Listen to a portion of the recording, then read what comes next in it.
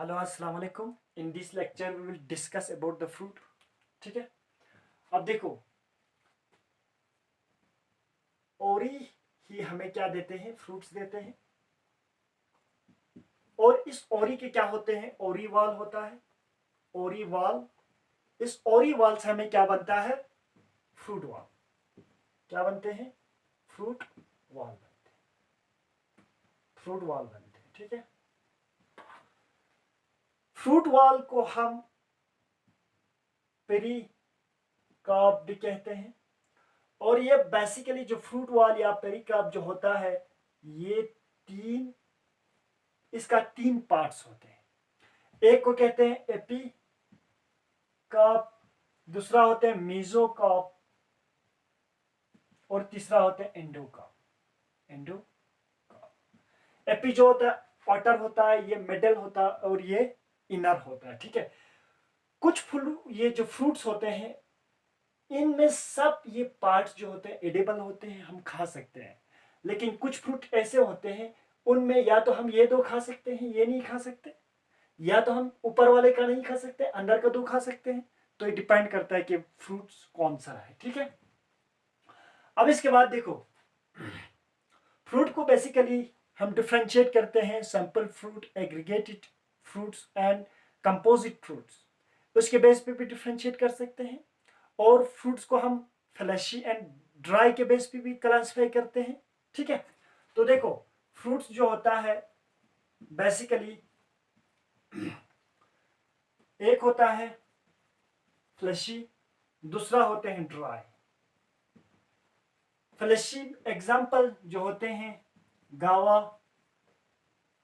And mango, इन दोनों का जो नेचर होता है फ्लैशी नेचर होता है फ्रूट्स। ठीक है, लेकिन जो ड्राई फ्रूट्स होता है, देखो हमारा जो ग्रोन नट होता है, इनमें जो फ्रूट्स होता है वो क्या होता है? Dry nature. And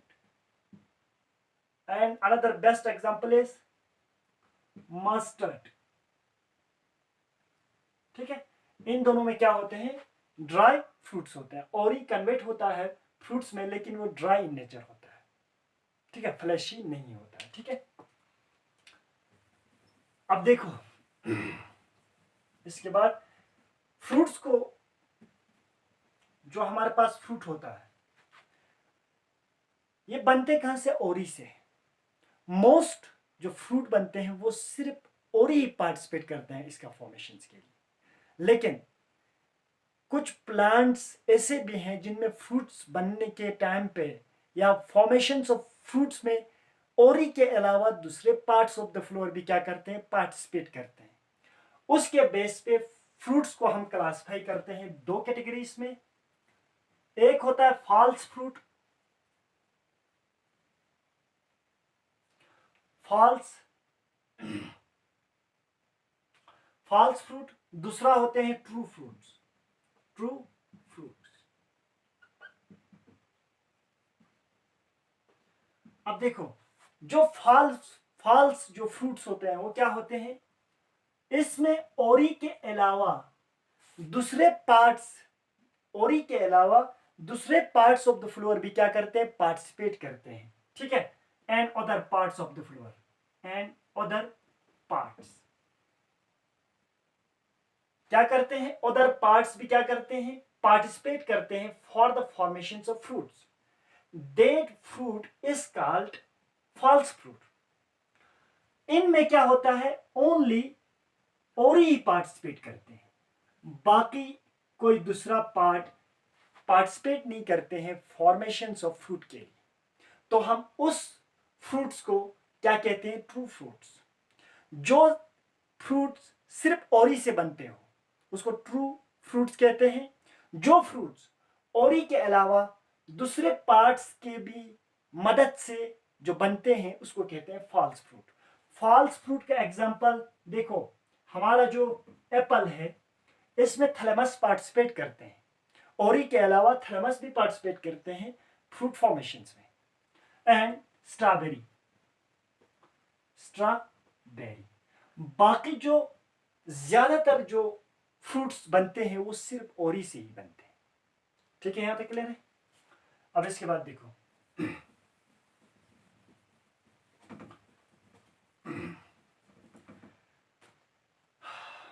normal conditions में जो हमें फ्रूट्स बनते हैं वो फर्टिलाइजेशन की वजह से बनते हैं, लेकिन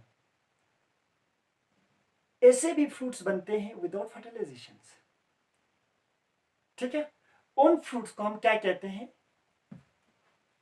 parthenocarpic fruits. Parthenocarpic fruits. What is parthenocarpic fruits? Formations of fruits without fertilizations is called parthenocarpic fruits. Formations of seed without fertilizations.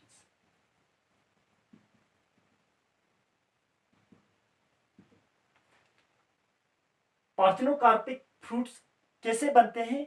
Fertilisation के बगैर जो हमें फ्रूट्स बनते हैं उसको हम क्या कहते हैं? पार्थिनोकार्पिक फ्रूट्स कहते हैं। ठीक है, देखो एग्जांपल। अब देखो इस फ्रूट के अंदर, इस प्लांट के अंदर फ्रूट तो बन रहे हैं लेकिन उसमें फर्टिलाइजेशन नहीं हो रहा, तो क्या उसमें सीड बनेगा? नहीं बनेगा। और इसी की वजह से यहां पे जो फ्रूट्स बनते हैं उसके अंदर सीड्स भी नहीं होते हैं, तो ये क्या बनते हैं? सीडलेस फ्रूट्स भी बनते हैं। हम इसको दूसरा नाम से भी जानते हैं, सीडलेस फ्रूट भी कहते हैं। क्यों सीडलेस होते हैं ये? क्योंकि यहाँ पे फर्टिलाइजेशन नहीं हो रहा है। सीड फॉर्मेशन के लिए तो फर्टिलाइजेशन भी होना जरूरी, इसीलिए। ठीक है, अब देखो एग्जांपल, बनाना जो है इसके अंदर क्या आप लोगों ने आज तक देखा सीड होता है? नहीं होता है, तो वो फ्रूट बनते हैं लेकिन वहां पे फर्टिलाइजेशन नहीं होता है। इस तरह के फ्रूट्स को हम क्या कहते हैं? पार्थिनोकार्पिक फ्रूट्स कहते हैं। ठीक है,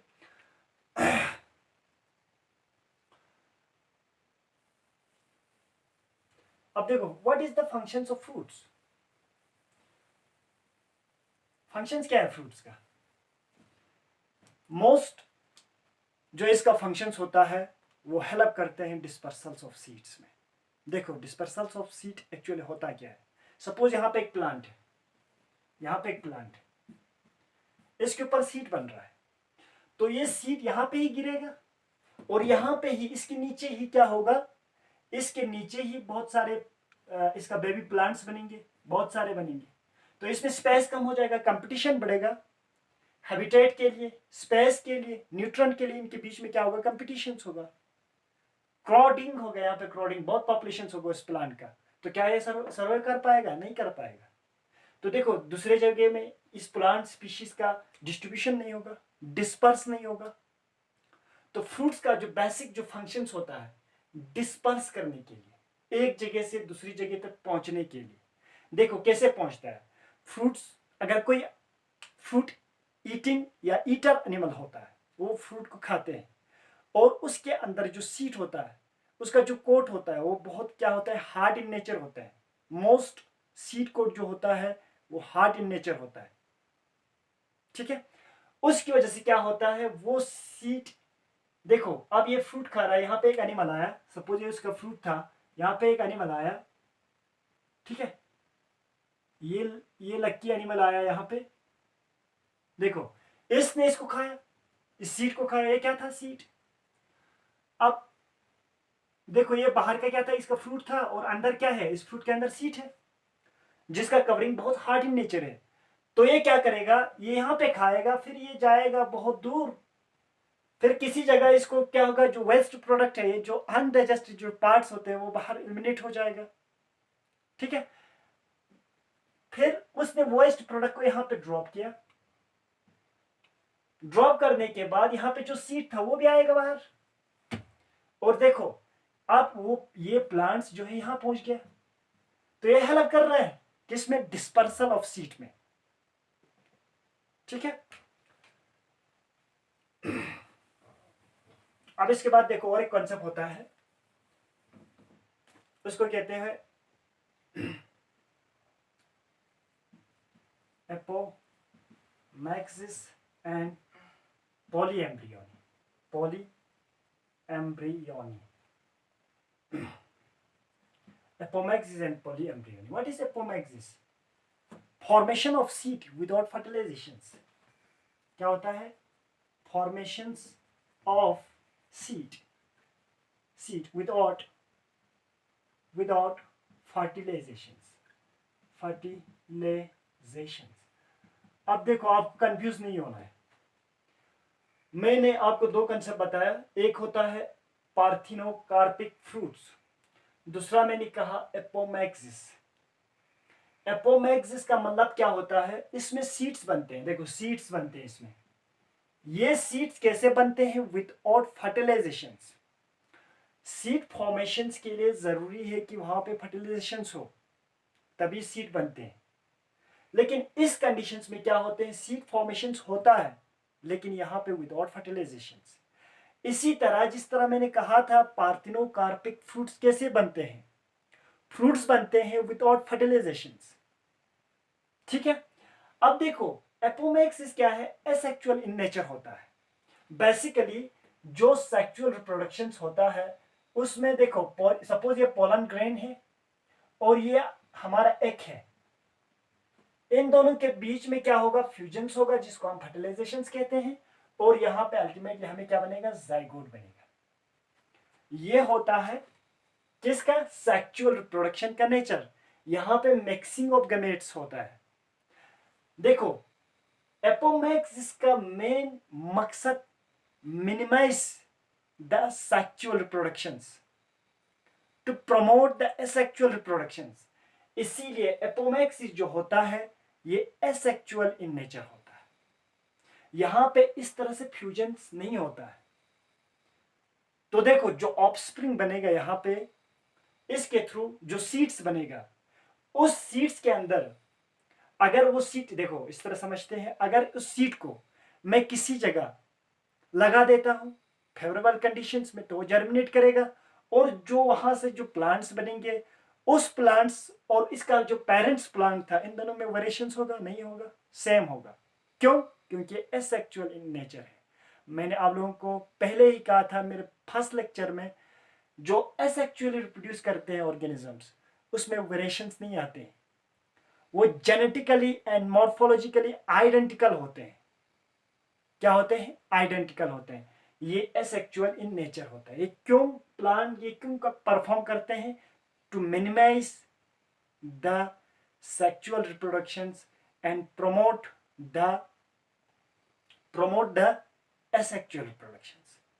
हमारे जो आजकल इसके ऊपर बहुत रिसर्च चल रहा है in the field of agriculture में, कि बहुत सारे प्लांट्स में क्या होते हैं? सीड्स बनते हैं, लेकिन उनमें जो सीड्स बनने का तरीका जो होता है वो एसेक्सुअल इन नेचर होता है, थ्रू एपोमैक्सिस। तो उन प्लांट्स में वेरिएशंस नहीं आता है। तो देखो, आप इस चेंजिंग एनवायरमेंटल कंडीशंस में अडॉप्ट करने के लिए उस क्रॉप को या उस प्लांट को, उसमें वेरिएशंस आना चाहिए, चेंज आना चाहिए, तभी तो अडॉप्ट कर पाएगा। अदरवाइज जो अभी हमारा जो इस पूरे ग्लोब का जो एनवायरमेंटल जो कंडीशंस है, इसमें जो टेम्परेचर होता है, वो टेम्परेचर क्या कर रहा है? राइज कर रहा है। क्यों कर रहा है? इसमें बहुत सारे रीजंस है जो आप लोग जानते हैं। ठीक है। अब देखो, टेम्परेचर इंक्रीज हो रहा है, तो प्लांट्स में या उस ऑर्गेनिज्म में अगर वेरिएशंस नहीं आएगा, तो क्या ये चेंजिंग इस एनवायरमेंटल कंडीशंस में वो रेजिस्ट कर पाएगा? नहीं कर पाएगा। तो आजकल का जो हमारा एग्रीकल्चर जो एक्सपर्ट्स हैं, वो चाहते हैं कि जिन प्लांट्स में जो सीड्स बनते हैं, उसमें भी वो वेरिएशन लाना चाहते हैं। उनमें भी ये क्या करते हैं? एडिशंस ऑफ जीन्स करना चाहते हैं। सपोज यहाँ पे एक प्लांट्स है, इसका देखो सिमिलर अगर सीड बन रहा है, वो सीड बनेगा तो ये प्लांट्स और ये प्लांट सेम होंगे। तो इनमें एडाप्टेशन करने का चांस, मतलब जो एडाप्टेशन करने के जो कैपेबिलिटीज होना चाहिए था, इसमें नहीं आते। क्यों? क्योंकि ये जेनेटिकली एंड मॉर्फोलॉजिकली सिमिलर है। ठीक है।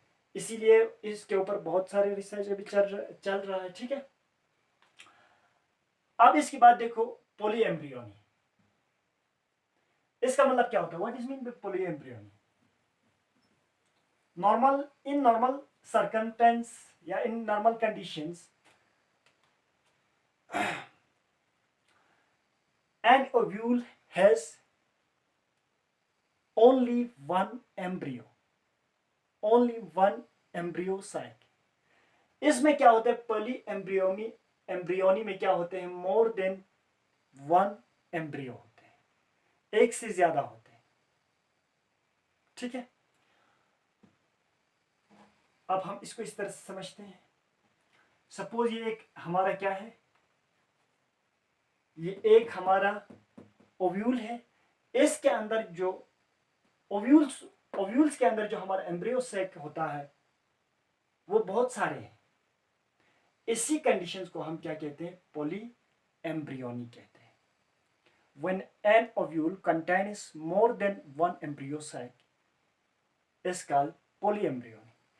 अगर किसी प्लांट्स में पॉली एम्ब्रियोनी हो तो उसमें सीड्स कम बनेगा या ज्यादा बनेगा, बहुत सारे सीड्स बनेंगे. इसमें जितना एम्ब्रियो सैक हो उसके हिसाब से वहां पे सीड्स बनेंगे. ठीक है, अब देखो वापस आते हैं इसी टॉपिक पे, एपोमैक्सिस पे. एपोमैक्सिस मोस्टली दो प्लांट फैमिलीज में जो है रिपोर्ट किया गया है. एक है एस्टेरेसी फैमिली से जितने भी प्लांट्स बिलोंग करते हैं उनमें. दूसरा ग्रासेस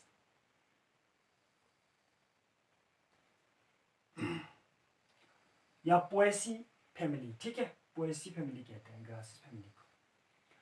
अब देखो इनमें क्या होता है, सपोज ये हमारा क्या है, एम्ब्रियो सैक है. इसके बाहर हमारा क्या रहते हैं, इस तरह से एंटीग्यूमेंट्स रहते हैं. ठीक है, और ये क्या होते हैं, माइक्रोपेल एंड होता है. इसके बाहर जो होता है ओव्यूल, ये क्या होते हैं, हमारा ओरी होते हैं. ठीक है, अब इस एम्ब्रियो सैक के बाहर कुछ सेल्स रहते हैं इस तरह से, और इन सेल्स को क्या कहते हैं, न्यूसिलस सेल्स. क्या कहते हैं, न्यूसिलस सेल्स. इन सेल को क्या कहते हैं, न्यूसिलस सेल्स. इन सेल्स को क्या कहते हैं, न्यूसिलस सेल्स. न्यूसिलस सेल्स कहते हैं. और इनका नेचर होता है डिप्लॉइड इन नेचर. इनमें 2 सेट ऑफ क्रोमोसोम्स होता है, क्योंकि ये क्या है, सोमैटिक सेल्स या वेजिटेटिव सेल्स है. ठीक है, यहां पे इसका एक है, और ये इसका सिनर्जिक सेल्स है, और ये इसका एंटीपोडल सेल्स है, और ये जो पोलर निकला है. अब इनमें क्या होता है, one of these nucellus cells इस एम्ब्रियो की तरह क्या करते हैं, ये डिवाइड होते हैं बहुत सारे, और इस एम्ब्रियो के अंदर आने लगते हैं. और इसी सेल से ही हमें क्या बनते हैं, देखो यहां पे एक सेल है, ये एक न्यूसिलस सेल्स है जो अंदर आया है, जो डिप्लॉइड इन नेचर है. इसी से हमें क्या बनते हैं, सीड बनते हैं. एक ये कंडीशन हो सकता है, न्यूसिलस सेल से बन सकता है. दूसरा कंडीशन, जो सेकंड कंडीशन है, यहां पे जो एक है मोस्टली क्या होते हैं, ये हैप्लॉइड इन नेचर होता है. क्या होते हैं, हैप्लॉइड इन नेचर. क्योंकि देखो ये कहां से बनते हैं, एक मेगास्पोर मदर सेल से, मेगास्पोर्स मदर सेल से मेगास्पोर्स बनते हैं. क्योंकि जो मेगास्पोर्स मदर सेल होता है वो क्या करते हैं, मियोसिस को हम क्या कहते हैं, रिडक्शनल डिविजन, जिसकी वजह से इसमें क्रोमोसोम नंबर हाफ होता है, फिर मेगास्पोर्स बनते हैं. ठीक है, इस मेगास्पोर्स से फीमेल गेमेटोफाइट डेवलपमेंट होता है. वो मैंने इससे पहले की जो लेक्चर में मैंने आप लोगों को समझाया था. अब इस कंडीशन में क्या होता है, देखो ये मेगास्पोर जो मदर सेल से ये रिडक्शनल डिविजन्स नहीं करता है. इसकी वजह से जो यहां पे एक होता है वो हैप्लॉइड नहीं होता है, वो डिप्लॉइड इन नेचर होता है. क्या होते हैं, डिप्लॉइड इन नेचर. और यहां से क्या बनते हैं, सीड बनते हैं. ठीक है, अब देखो इसमें मिक्सिंग तो नहीं हो रहा है, वही आया मेल पार्ट से तो कुछ आया ही नहीं, तो इसमें वेरिएशंस नहीं आते. इसीलिए हम इसको कहते हैं एपोमैक्सिस इज एसेक्सुअल इन नेचर. और पोलीएम्ब्रियोनी क्या कहा, when an embryo have more, when an ovule have more than one embryo is called polyembryony. ठीक है, that is all about the today's topic. Thank you very much.